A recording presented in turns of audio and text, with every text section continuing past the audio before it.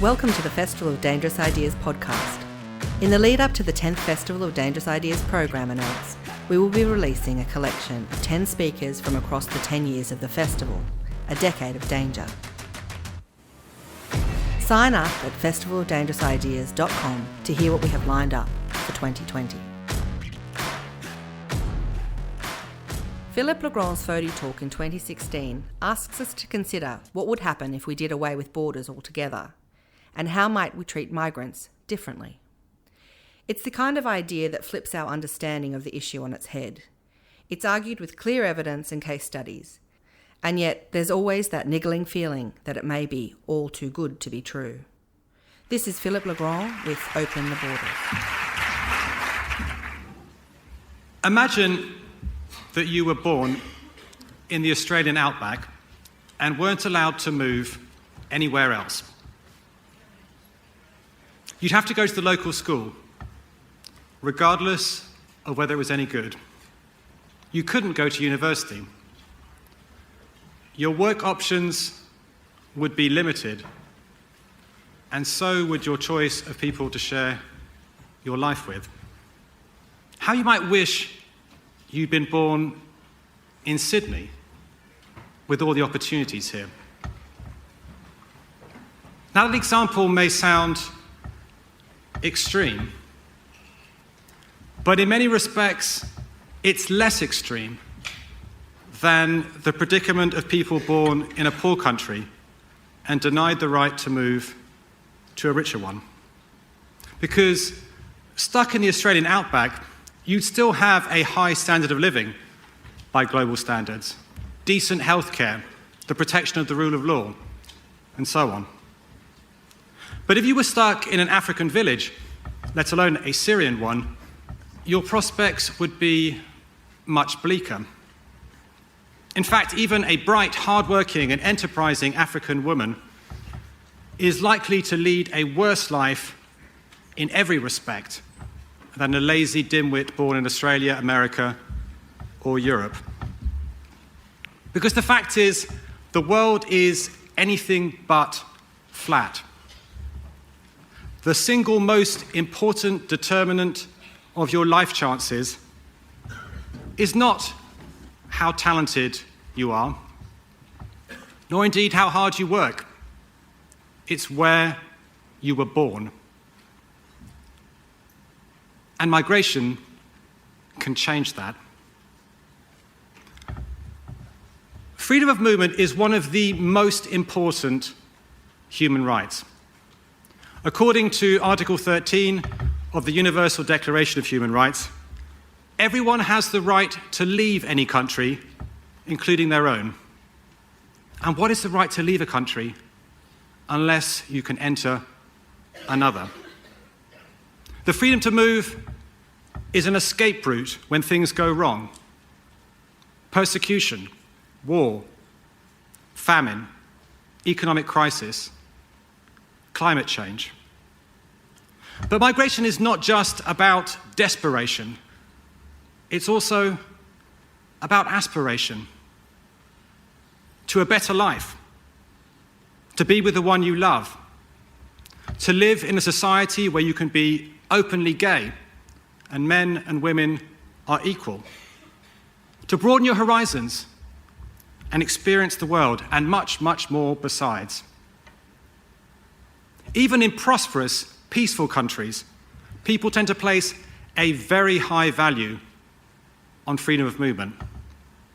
When asked what they value most about the European Union, Europeans' top answer by far is the freedom to travel, study, and work anywhere across the EU's 28 member states, from Britain to Bulgaria and Poland to Portugal. And after the tragic Brexit vote, many young Britons were in tears at being stripped of a vital freedom and all the opportunities tied to it.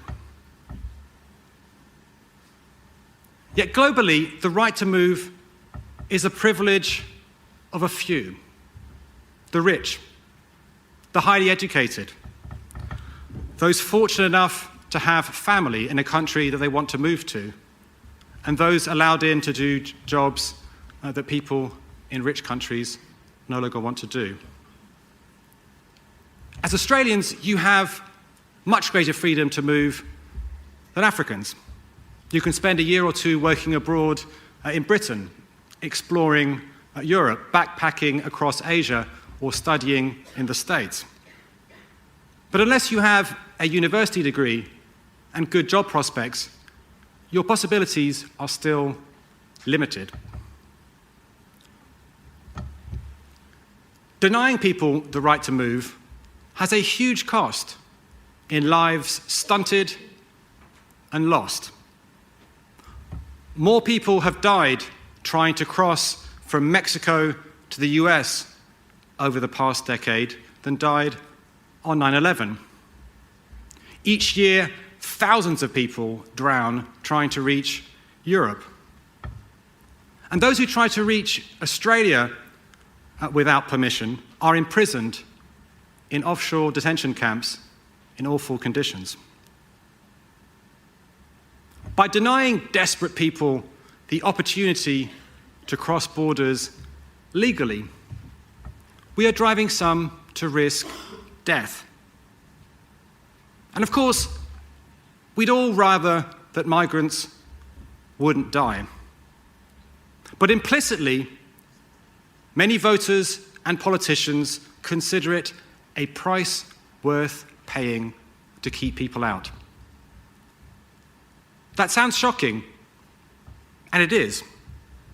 But how else can we explain the general indifference at the deaths that our immigration controls cause? Why is the official response always that we must remain tough in enforcing our border controls, rather than questioning whether the system makes sense? And it's not just the deaths.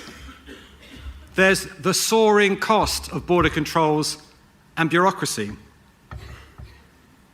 Barbed wire fences, watchtowers, gunships on patrol, a criminalised people smuggling industry, an expanding shadow economy where illegal migrants are vulnerable to exploitation, labour laws are broken and taxes go unpaid, an undermining of faith in government, a corrosion of attitudes towards immigrants who are seen as lawbreakers rather than hardworking and enterprising people, and increasing limitations on everyone's freedom as governments justify new controls to try to limit immigration.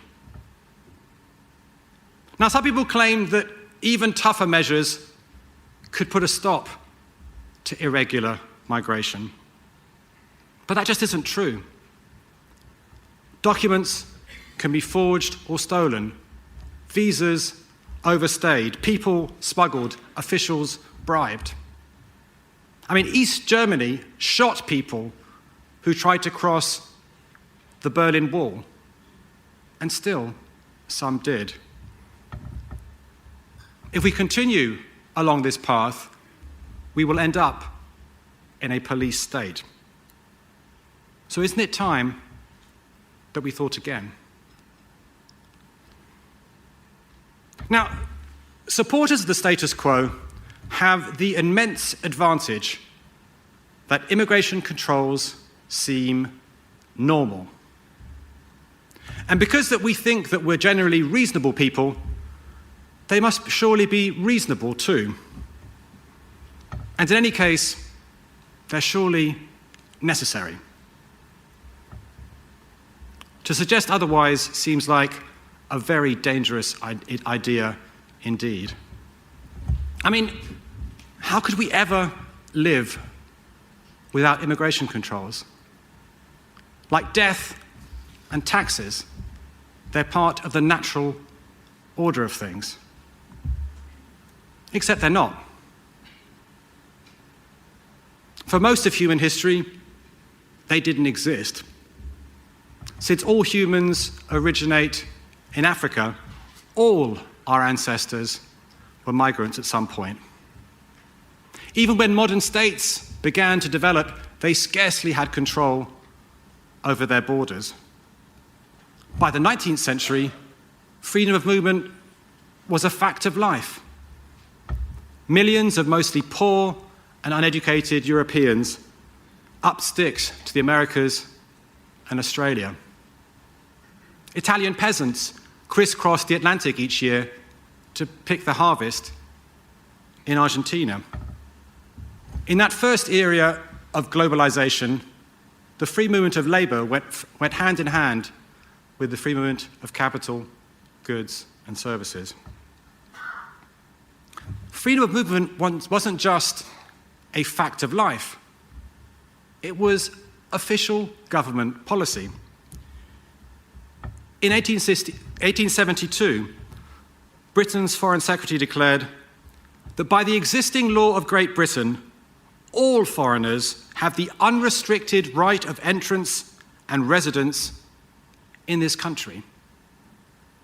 Only in 1905 did Britain impose its first immigration controls to keep out unwanted Jews.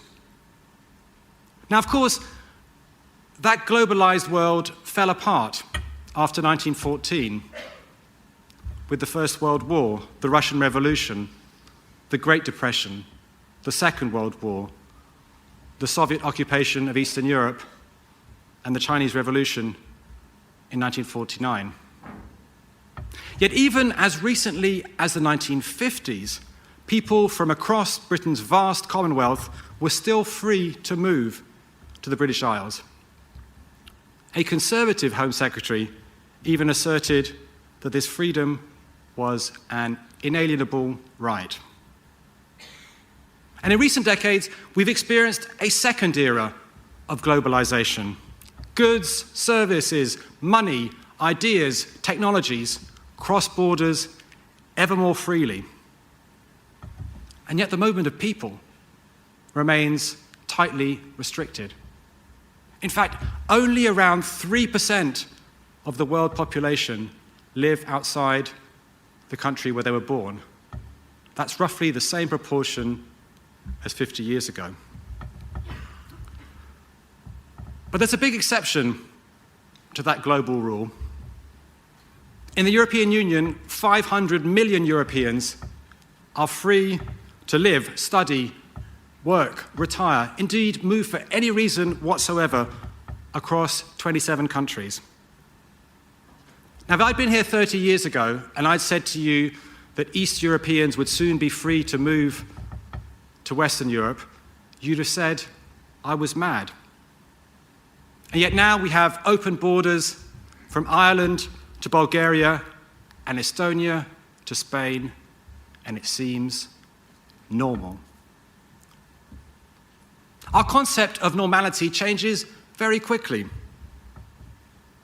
30 years ago, the idea of gay people marrying seemed anything but normal. And yet, now in many countries, it's legal and perfectly normal. So if immigration controls aren't normal, perhaps they aren't reasonable either.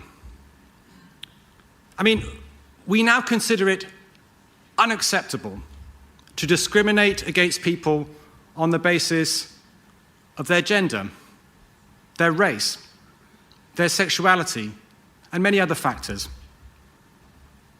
So is it really reasonable to discriminate against people on the basis of where they happen to be born? During the apartheid era, South Africa was pilloried for allowing white people to live and work wherever they chose, while limiting the jobs that black people could take and forcing them to live in specific places. So is it really reasonable to allow some people to move across borders, but not others? In some countries, it's easier to bring in your foreign pet than your foreign partner. Denmark allows in Afghan puppies and Burmese kittens, but not young Chinese brides. Britain doesn't allow poorer people to bring in their foreign spouses. Is it really reasonable that governments decide who we should share our love life with? I mean, it's like Romeo and Juliet against the backdrop of 21st century bureaucracy. Now, of course, what people deem reasonable is highly subjective. I was once on a TV program about Londoners who had emigrated to Cyprus because they thought there were too many foreigners in London. And as if going abroad to escape foreigners wasn't absurd enough, they then ranted and raved about how immigrants in London don't bother to learn the language and don't try to fit in. And this was from Brits in Cyprus who didn't speak a word of Greek, only socialised among fellow Brits, read the Sun newspaper, and ate fish and chips.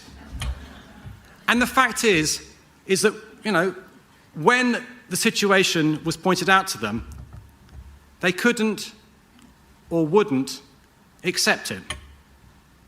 I mean, in effect, their argument boiled down to this: what's okay for us is not okay for them.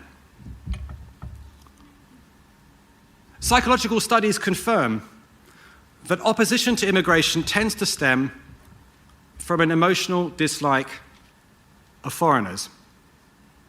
People then construct seemingly rational arguments to justify their prejudice. When immigrants are working, they're stealing our jobs. When they're out of work, they're sponging off the state. When migrants are poor, they're driving standards down. When they're rich, they're driving prices up.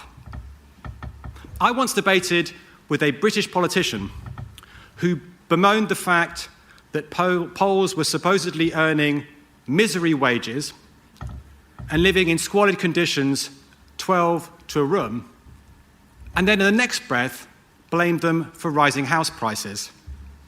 I mean, let's face it, immigrants can't win. They're damned if they do, and damned if they don't. So while, of course, it's important to address people's fears and to consider people's arguments, it's also important to see them for what they often are: a rationalization of xenophobia. Okay, so immigration controls are neither normal nor reasonable. Might they still be necessary?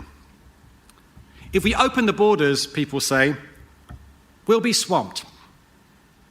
Everyone in poor countries would move, and our societies would collapse. It's a deep-rooted fear, as if immigrants were the barbarians at the gates.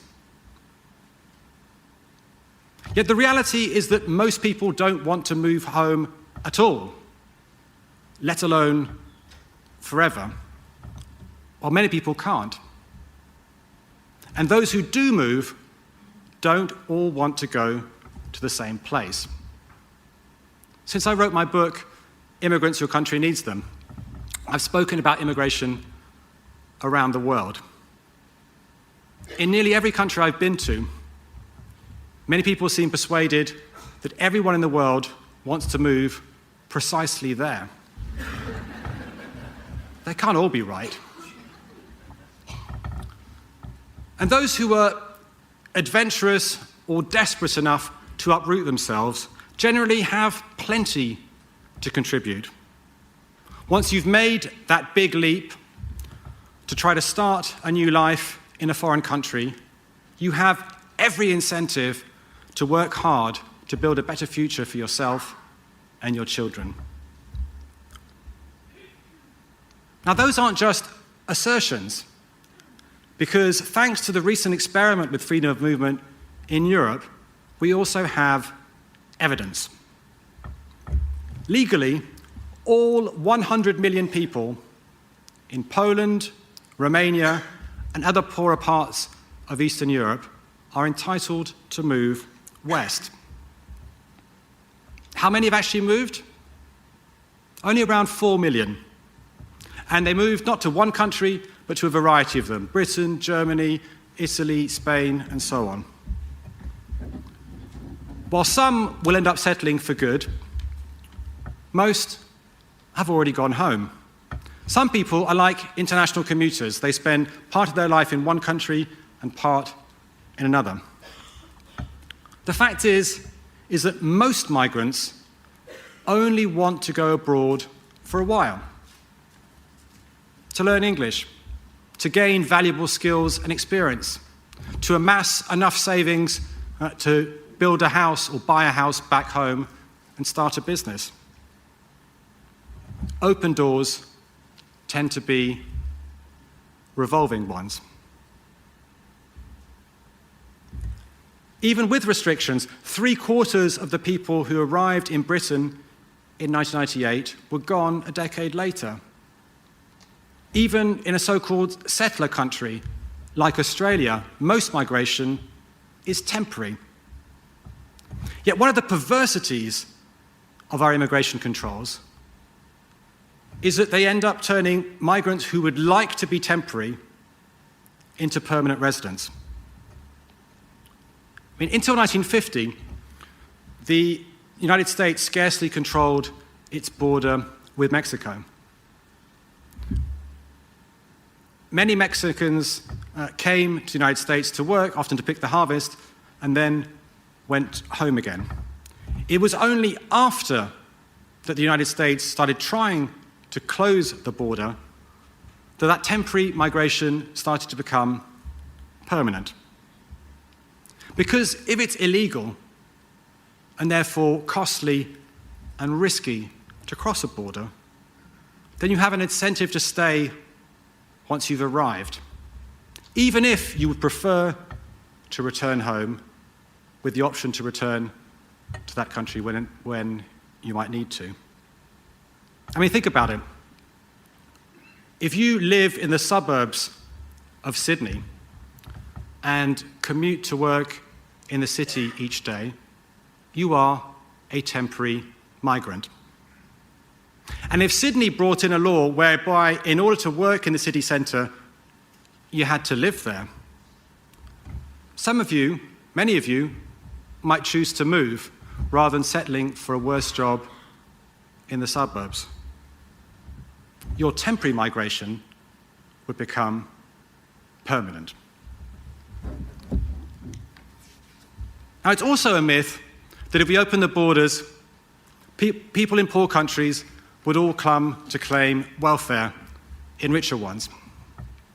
In 2004, when they opened their doors to East Europeans, Britain and Ireland initially restricted migrants' access to welfare benefits, whereas Sweden, which has probably the most generous welfare system on earth, did not. Did most Poles move to Sweden to claim welfare? No. Only 1% of those who moved went to Sweden, almost all to work, not to claim welfare. Around the world, there's simply no evidence that people move in order to claim welfare. I mean, why would someone who was enterprising enough to move country do so and then claim welfare when working is more rewarding? And contrary to the broader fear that migrants would end up a drain on public finances, studies by the OECD and others, including for Australia, show that migrants tend to be net contributors to public finances. They pay more in taxes than they take out in benefits and services. And of course, for a vast country like Australia, they help spread the burden of infrastructure and other public goods over a wider tax base. Now, since none of the myths about open borders have proved to be true, it isn't surprising that the final myth is false too. I can hereby confirm that European society has not collapsed. On the contrary, newcomers do all sorts of things that underpin society, like caring for the young and the old, renovating social housing for the poor, and pulling pints of beer in the pub. And they do all this without taking local people's jobs, because there simply isn't a fixed number of jobs to go round. Migrants, like anyone else, don't just take jobs, they also create them when they spend their wages and in complementary lines of work. So a foreign nurse, for example, creates work for local doctors. It's a bit like the fears when women started entering the labour force in large numbers, and men thought, well, if women work, there'll be no jobs left for us men. And the reality now is that most women work, and so do most men. And likewise, studies show that migrants tend not to depress local wages. At this point, you're going to say, okay, fine, but open borders across Europe isn't quite the same thing as open borders globally. And that's true. At the same time, the EU includes Romania, which is poorer than Mexico, and Sweden, which has a higher standard of living than the US. So why wouldn't Europe's experience apply to North America, or indeed more broadly? I mean, after all, the United States didn't do too badly when millions of poor and uneducated Europeans were arriving there in the 19th century. China hasn't done too badly since it relaxed its internal migration controls, and 10 million people, mostly poor and uneducated, move from the countryside to the city each year. In fact, studies suggest that by enabling people to move to more technologically advanced and politically stable countries, abolishing border controls globally could more than double the size of the world economy. And even if that's too radical for you, merely loosening immigration controls would deliver huge benefits. No other public policy change comes close. For receiving countries like Australia, the main economic benefit of migration is the fact that migrants are different. And their differences tend to complement local needs and conditions.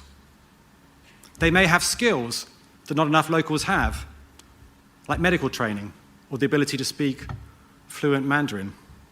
They may have contacts and know-how that open up opportunities for trade and investment. They may be more willing to do jobs that locals no longer want to do, like farm work or care for the elderly, which is the area of fastest employment growth in advanced economies. They may help provide a wider variety of cultural experiences, a better choice of ethnic restaurants, and stimulate all sorts of cultural innovation. They may simply be young and hard-working, which is a huge bonus for societies with ever-increasing numbers of pensioners to pay for. Having moved once, they tend to be more willing to move again, and that enables the economy to adapt better to change. And crucially, their diverse perspectives and experiences can help spark new ideas, and their dynamism tends to make them more entrepreneurial than most. Now, immigrants' contribution is vast, but inherently unpredictable. I mean, what good could possibly come from America admitting a Kenyan man who grew up as a goat herd called Barack Obama Sr.? Or nobody could have guessed when he arrived as a child refugee from the Soviet Union that Sergey Brin was going to go on and co-found Google. And had he been turned away, America and the world would never have realized the opportunity that had been missed. How many people like Barack Obama Sr. and Sergey Brin are turned away? And at what cost? Opening our borders would not just be good for migrants themselves and for our societies. It would also do more to help the poor than any other policy change by Western governments. More than lowering our trade barriers, more than cancelling developing countries' debt, more than increasing overseas aid. The money that migrants send home, roughly $432 billion US dollars officially, more than that informally, dwarfs the $132 billion that Western governments give in aid. And those remittances aren't wasted on weapons or siphoned off into Swiss bank accounts. They go straight into the pockets of local people. They pay for food, clean water, and medicines. They slash poverty, enable children to stay in schools, fund small businesses, and benefit the local economy more broadly. And when migrants return home, as many do, they bring with them new skills, new ideas, and the money to develop them. So you see, for example, that Africa's first internet cafes were opened by migrants returning from Europe. So if you believe that the world is unfair and that we ought to be doing more to help the poor, you ought to be campaigning to allow them to come work here. Because let's face it, the immigration system we have now, where the rich and the educated can move increasingly freely, but the poor are tied to the land where they were born, like feudal serfs, amounts to a system of global apartheid. It's economically stupid, politically harmful, and morally wrong. It must go. And I think we can inspire ourselves from the 19th century efforts to abolish slavery worldwide. Because slavery went from common, legal, and acceptable to rare, illegal, and unacceptable worldwide within a few decades. So let's make the campaign for freedom of movement the anti-slavery campaign of the 21st century. It's time to set people free. Thank you.